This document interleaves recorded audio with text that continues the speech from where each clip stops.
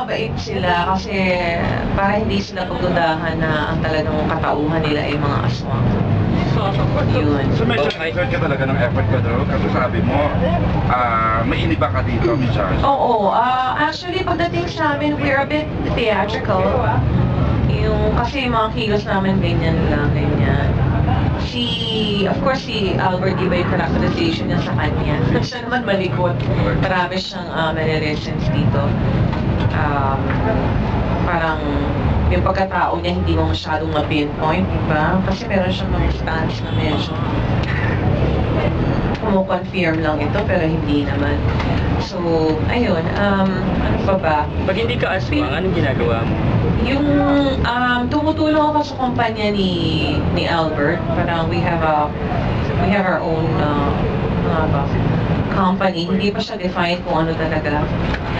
But eventually ako din magiging in charge ako nung sa pagkain. Yung mga employee aswang din. Kakain ng tao. Sa food. Yung mga employees na aswang din. Yeah, everybody of course, kasi kung hindi kakainin ka namin. Oo, di ba? Siyempre parang masyado ka naman tempting, di ba? Naaamoy kita dyan, yung mga balon-balunan mo. Gusto na kitang... Oo, lalo na yung... Oo, yung conflict sa first yan kasi medyo pinagbawal nila yung pagkain ng buhay kasi nga we're on the down low. Kumbaga, May gano'n. oo, biglang nagkaroon ng chismis na may mga bakit ganun? Nilaplap lang yung yung bituka, ganyan, parang kasi mga gumawa. Siyempre, sasabihin na hindi nila kasi alam. Of course, Albert is smarter. Pag makikita yung sa umpisa, iba pinagalingan namin. And makikita kung bakit din naging gano'n ng aswang. Siyempre, siguro struggle of survival, di ba? Parang between a man and a beast, di ba? So, pinakikita din doon na lumayo na yung family namin, pero sneak out din sila. Kung nananahimik na, pinatay din yung buong pamilya. So, makikita mo rin yung perspective ng aswang bakit nila pinagplanuhan na maigi na i-overtake yung Philippines lang naman for now. Baka in the future, the world domination na. First time to pa-play yung character ng pagiging aswang. Oo, first time. Ang mahirap lang sa kanya yung special makeup because it really takes a lot of patience. 1 hour and a half, 2 hours sa gawin.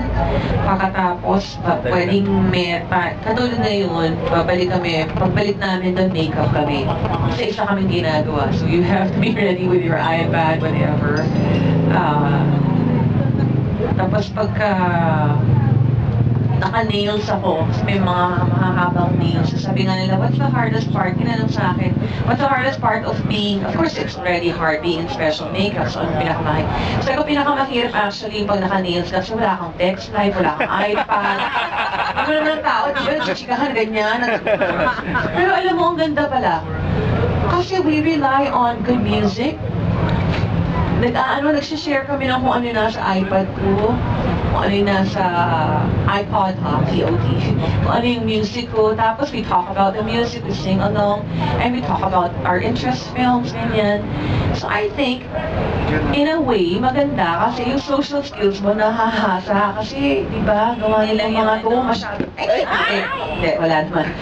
Masyado na tayo naging dependent sa mga gadget natin. So, pag tinanggal mo yung gadget, bumabalik ka sa basic na samahan na. I like this group, because I was so in love with everybody in Budoy, di ba? We got so close, we were bonding together. Eh ngayon, hindi nga kami reunion dahil lahat halos busy niya sa kanya-kanyang project. Si Maylene nandito pero syempre sa umpisa naman siya kasi hindi ko siya nakatrabaho. Sayang. Na-dead agad. Doesn't your character make people hate you?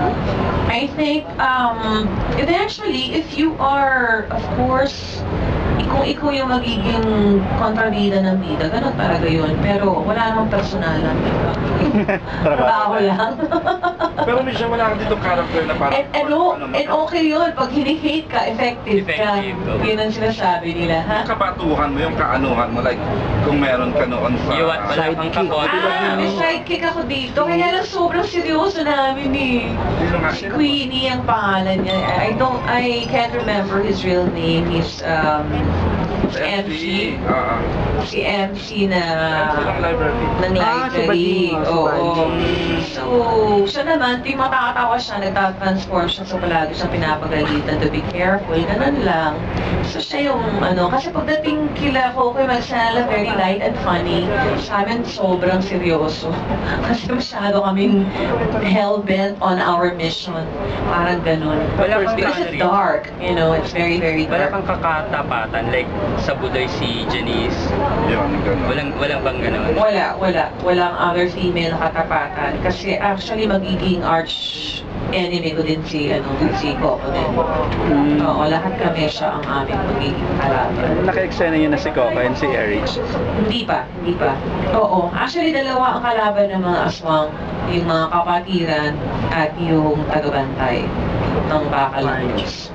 Excited to maka-eksena si Coco. Oo naman, pero nakatrabaho ko na siya, so hindi man to first time Ay, excitement. saan po yan, ma'am? Idol. Ah, okay. And ayun, I worked with him recently in another project. Secret pa. This is a big for Aaron, ma'am. Yung anak Oh, niya siya. yeah. How do, paano po ka-work? I'm very happy for him because actually, I work with him in ASAP. I know that he can dance, so I was thinking, hindi siya mahihirapan dun sa mga routine niya, di ba? Kasi magagaling sa routine yung mga dancers. Nung nakita ko sa yung fight scenes niya in one of the gym kasi I had to wait for my scenes. So pinapanood ko lang, sabi ko, mayroon tong bata. And he's very, very serious and he's very well guided sa acting niya. And he has mannerisms that he's, comfortable with now. Noong una ninenervyos pa siya, siyempre. Ganun Kasi talaga kaya. yun. Lahat kami actually, ako ninenervyos ako nung una kasi pag iba yung trabaho mo, tagal ko rin hindi na-taping eh. It took me, I think, 8 months. Yes. So I was a little nervous. Sabi ko, oh my God. May action na rin, hindi palumalipan. Meron na. Hindi pa ako, wala pa akong harness. Pero I did a bit of action already sa Asong Village. Wala naman pong bawal sa inyo, ma'am. Your... Wala na, actually.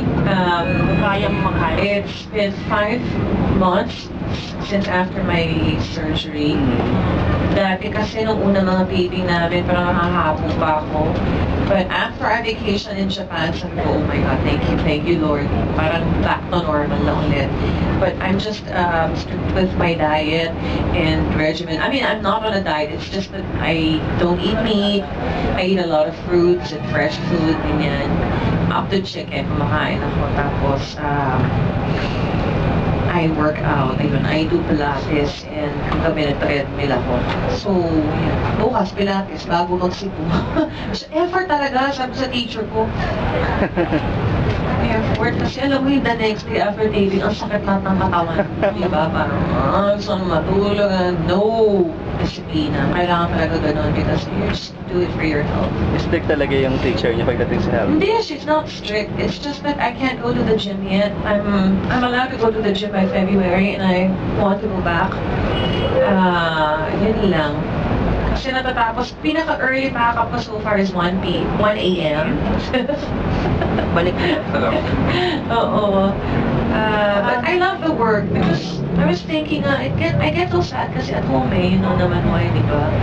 So, sabi ko nga, where are the two places you'd rather be? So, of course, with the girls, but I'd rather really be vacationing or working. Yung dalawa. O, paano yung vacation? Para, oo naman, allowed daw eh. Oo.